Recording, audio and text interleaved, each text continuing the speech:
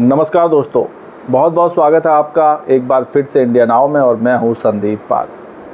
लोकसभा चुनाव के बाद अब यूपी की उन 10 खाली सीटों पर उपचुनाव होना है जो विधायकों के सांसद बनने के बाद खाली हुई। और नियम के मुताबिक जब चुनाव हो जाते हैं, लोकसभा चुनाव के दौरान जो सीटें खाली हुई विधायकी की, विधानसभा की, उन सीटों पर 6 महीनों के भीतर चुनाव कराकर नतीजे भी जारी कर देने होते हैं। तो इस लिहाज से देखा जाए तो जून की शुरुआत में लोकसभा चुनाव के नतीजे आए थे, तो आने वाले दिसंबर या कहें नवंबर दिसंबर में उपचुनाव होने तय माने जा रहे हैं। और यूपी की 10 सीटों पर उपचुनाव होने हैं, जिसको लेकर हर सियासी दल ने अपनी तैयारी शुरू कर दी है, प्रत्याशियों की खोज खबर लेनी शुरू कर दी है और प्रत्याशी चुनने का काम भी शुरू हो गया है। तो यूपी की जिन 10 सीटों पर उपचुनाव होना है, उसमें एक सीट है अम्बेडकर नगर की कटहरी, मैनपुरी की करहल विधानसभा सीट जहां से अखिलेश यादव ने इस्तीफ़ा दिया है, मिल्कीपुर की सीट जिसकी चर्चा सबसे ज़्यादा हो रही है, जहां से अवधेश प्रसाद सांसद बनकर पहुंचे हैं फैजाबाद से, और इसके अलावा मीरापुर विधानसभा सीट है जहां से आरएलडी के चंदन चौहान एमएलए थे जो सांसद बन गए हैं। इसके अलावा गाज़ियाबाद विधानसभा सीट है, मझवा विधानसभा सीट है और खैर विधानसभा सीट है। इसके अलावा फूलपुर, कुंदरकी और सीसामऊ विधानसभा सीटें हैं जिन पर उपचुनाव होने हैं। तो इस वीडियो में हम बात करेंगे उस सीट की जो इन 10 सीटों में सबसे हाई प्रोफाइल सीट है, जिसको लेकर सपा ने अपना कैंडिडेट भी तय कर दिया है। बस मोहर लगनी बाकी है, लेकिन नाम बिल्कुल तय माना जा रहा है और वो सीट है मिल्कीपुर की सीट। मिल्कीपुर की सीट से ही इस समय चर्चा का विषय बने हुए हैं सपा सांसद अवधेश प्रसाद, जो मिल्कीपुर से विधायक थे और सांसद बनने के बाद उन्होंने ये सीट छोड़ दी थी, यानी कि ये सीट अब खाली हो गई जिस पर उपचुनाव होना है। तो इस सीट से जो सबसे ज़्यादा चर्चा चल रही है वो चल रही है अवधेश प्रसाद के बेटे की। अवधेश प्रसाद के बेटे हैं अजीत प्रसाद, इनको सपा अपना कैंडिडेट बना सकती है और ये बिल्कुल तय माना जा रहा है। और इस सीट पर सबसे मुश्किल लड़ाई है बीजेपी की, क्योंकि ये सीट जो है ये अब बीजेपी के लिए प्रतिष्ठा का विषय बन गई है। प्रतिष्ठा का विषय ऐसे बन गई है क्योंकि अवधेश प्रसाद ने उसी अयोध्या से बीजेपी को हराया जिसके बारे में उसने कभी कल्पना भी नहीं की होगी कि अयोध्या में बीजेपी को हार का सामना करना पड़ेगा। और एक बार फिर अब मिल्कीपुर में सामना है और मिल्कीपुर की सीट जीतकर बीजेपी एक बार फिर ये पैगाम देना चाहती है या संदेश देना चाहती है कि अभी भी वो रेस में बनी हुई है, जनता ने उसे दरकिनार नहीं किया। लेकिन ये इतना आसान होने वाला नहीं। इस सीट पर अवधेश प्रसाद के बेटे अजीत, जिनको टिकट मिलता है सपा की तरफ से और वो कैंडिडेट बनते हैं, तो उनकी जीत मान लीजिए बिल्कुल तय है। इसके पीछे क्या आंकड़े हैं वो भी आपको बताऊंगा, क्या सियासी समीकरण हैं, क्या जातीय समीकरण है, वो सब कुछ बताऊंगा। हो सकता है वीडियो थोड़ा सा लंबा हो, लेकिन देखिए ज़रूर, और आपको भी क्लियर हो जाएगा कि ये सीट क्यों एक बार फिर से सपा के पाले में जाने वाली है और बीजेपी को यहाँ करारी हार मिलने वाली है। ये सब इस वीडियो में आपको बताऊँगा।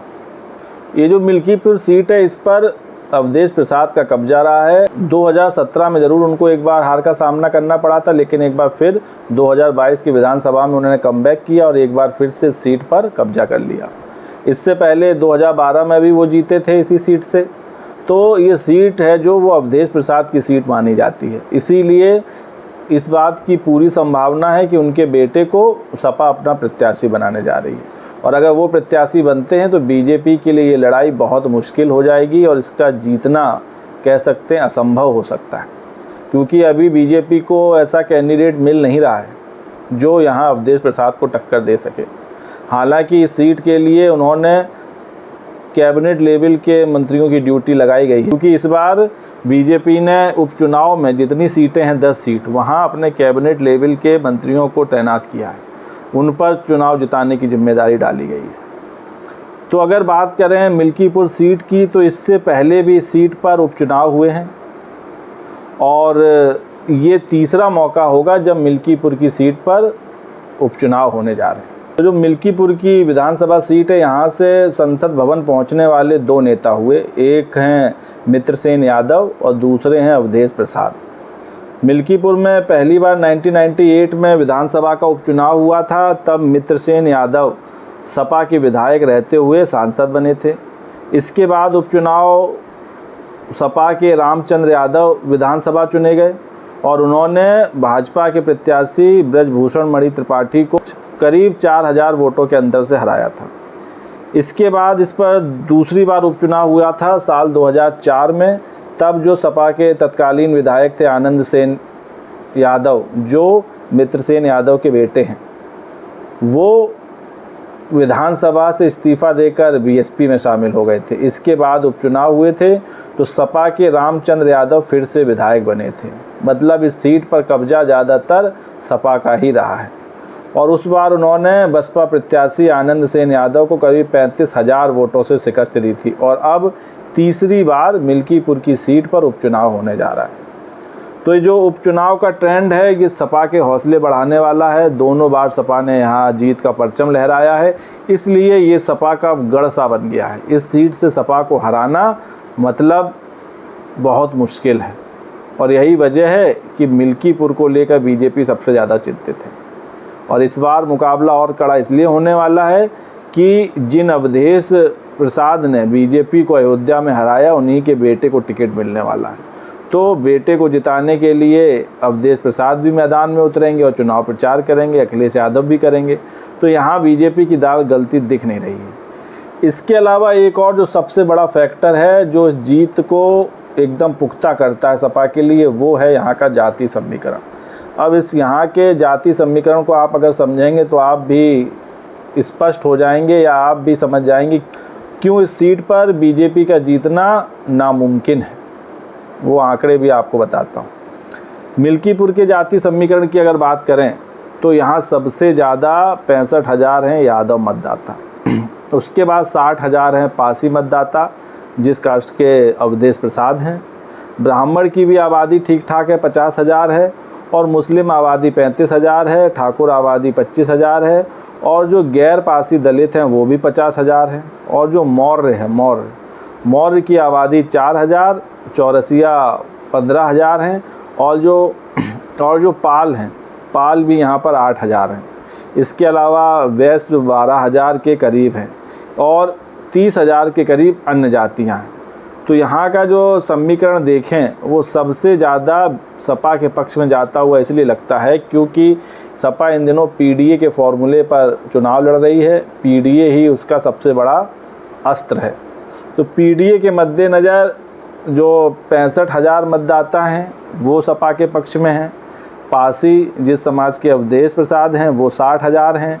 इसके अलावा मुस्लिम 35,000 हैं और जो गैर पासी दलित वो 50,000 हैं। मौर्य 8,000 हैं और जो अन्य ओबीसी की जातियां हैं वो भी करीब अंदाजन 25 से 30,000 हैं। तो अगर ब्राह्मणों को छोड़कर अन्य जातियों का वोट बैंक मिला लिया जाए तो बहुत बड़ा अंतर पैदा हो जाएगा, क्योंकि करीब 2.5 से 3 लाख वोटों का अंतर पैदा हो जाएगा। और इस बार का जो लोकसभा चुनाव हुआ था इसमें सपा को मुस्लिमों का भरपूर वोट मिला, दलितों का भरपूर वोट मिला, ओबीसी जातियों का भरपूर वोट मिला, ब्राह्मणों का भी वोट मिला, हो सकता है कम ज़्यादा रहा हो। तो उस लिहाज से आप देखें तो ये सीट सपा को मिलती दिख रही है और इसमें कोई शक, कोई गुंजाइश नहीं। तो ये जो यादव, मुस्लिम, पासी और ओबीसी का जो वोट बैंक है ये सपा को जीत दिलाता आया। वहीं सिर्फ एक बार 2017 में बीजेपी ये सीट निकालने में कामयाब हुई थी जब मोदी लहर चल रही थी 2019 में। उसके बाद 2022 में चुनाव हुए थे तो बीजेपी के बाबा गोरखनाथ यहाँ से जीतने में कामयाब हुए थे। लेकिन फिर जब 2022 में चुनाव हुए तो फिर से अवधेश प्रसाद ने बाउंस बैक किया और उनको मिले थे 1 लाख से ज़्यादा वोट। वहीं बीजेपी के गोरखनाथ को मिले थे करीब 90,000 के वोट और ये सीट सपा ने 13,000 से ज़्यादा वोटों से निकाल ली थी। तो इसलिए मैं ये कह रहा हूँ कि मिल्कीपुर की सीट सपा की झोली में ही जाएगी, ये तय मान लीजिए, चाहे जितनी कोशिश बीजेपी कर ले। क्योंकि इसके पीछे सिर्फ जाति समीकरण ही नहीं बल्कि जो पीडीए का जो फॉर्मूला अपनाया जा रहा है वो भी काफ़ी मददगार साबित हो रहा है। जाति समीकरण तो सबसे बड़ा पहलू है ही, उसके अलावा जो अतीत रहा है, इतिहास रहा है, वो भी सपा के पक्ष में जाता दिख रहा है।